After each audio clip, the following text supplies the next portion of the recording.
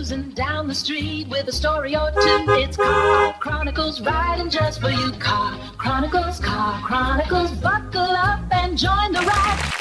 All right, guys, welcome to Car Chronicles. We're going to talk about how we disrespect people's time. You know what I'm saying? So, like, back in the day when you caught that Blue Star cab, folks was at that alley in Jordan Park or in front of the house in Laura Park. You was on the porch. The door was already locked. You already had your things together. They pulled up. You just hop right in. Not now. You still looking for this. You still looking for that. When somebody honk for you, you get mad if they drive off, if they leave you. You trying to be to this event. These people say you got to be there a certain time. Well, why you got to be there? Why they say you got to do that? It don't matter.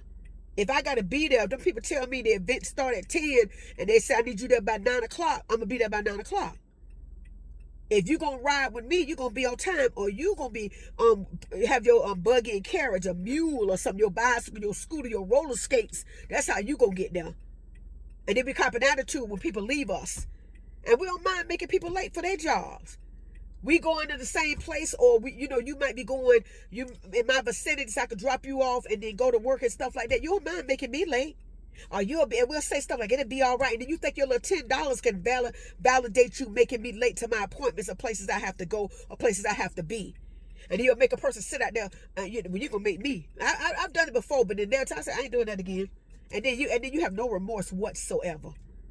You have no remorse whatsoever for making me late. Of course, I allowed myself to be late picking you up, but guess what? You won't get picked up again. You won't get picked up again. You better put that thumb out on the street and get to where you're supposed to be, because I won't be picking you up. I will not be picking up. We need to go back to respecting people's time. You got engagements that you're trying to be there and stuff like. They got rules and regulations. And then some of y'all talking about, I got to pray at that certain time. Then you pray, but you're going to find your way to the place, because I'm going to be gone. And then, religious people love to use that nonsense.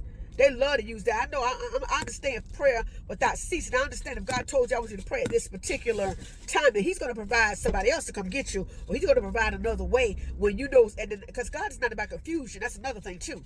God is not about confusion. A lot of y'all be using that God stuff anyway, be lying half of the time. I ain't got no problem with prayer. You know what I'm saying? If God told you, God told you. But some of y'all just be lying.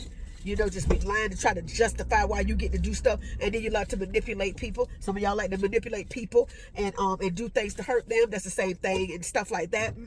I'm gonna make them late so they can get fired from their job, so they can have a strike. They got a clean record. They ain't never been late. You know what I'm saying? And everything like that. And now you want a little blemish on their record. They care about their record. You don't care about yours, but you want to hurt their record.